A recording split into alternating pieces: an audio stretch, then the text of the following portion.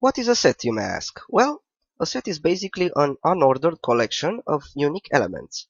Generally, you may see sets as lists that have no duplicate elements. Let's see the way to create a set. In fact, there are two ways. The first one is by using the set function, which is a Python built-in function. To also prove that sets do not allow duplicates, let's create a list with duplicate elements and apply the set function on this list. So let's create list 4 with the following elements. So 1, 2, 3, 4, 5, 2, and 3 again. Okay, so let's see list 4. Okay, now let's apply the set function on this list. So set of list 4 returns a new list. In fact, it is a set with all the duplicate elements removed. Okay, this is nice. You can also directly create a set by passing it a sequence, like a string or a list, and storing the result in a variable. So let's create variable set1 equals to set of, open and close parentheses, and let's insert a list here with duplicate elements. So 11, 12, 13, 14, 15, let's add 15 three times, okay, and 11 again. Close the list. Okay, now let's check set1. You can see that the duplicate elements have been already removed. Now let's do a type on set1 to confirm that it is indeed a set. Okay, nice. The second way to create a set is to use curly braces, like this.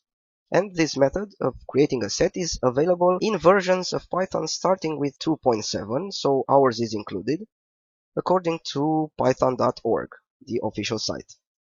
So let's create set2 equals to, and open and close curly braces. Let's say 11, 12, 13, 14, 15 three times, and 11 again.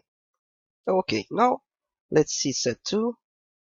The duplicates have already been removed. Now let's do a type of set2. And Python confirms that this is indeed a set. Okay. We can also find out the number of elements in a set using the same len function as we did with strings and lists. So, len of set2. Okay, set2 has 5 elements. This is correct. Now, checking if an element is or is not a member of a set is also possible using the in and not in keywords. So, let's try this. 11 in set2. Okay, this is true. What about 10 in set2? This returns false. Okay. What about 10 not in set2?